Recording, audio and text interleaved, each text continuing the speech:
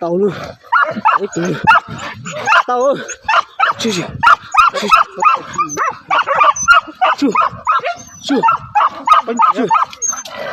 tí con nào để tối tối nó có một con có đi nào chưa tàu từ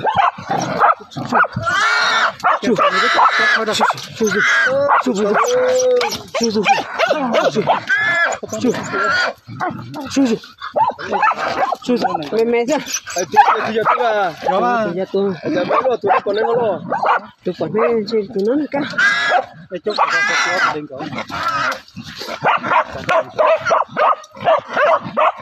đây là cái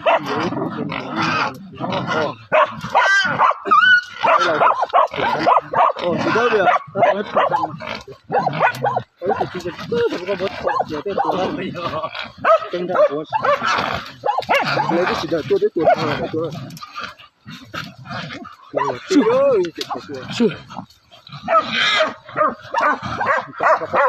tôi lùi tái à chị chỉ là buồn nó cho đố cái thứ mất rồi thứ là tao là số đố mất từ chú nó chỉ có tao hồ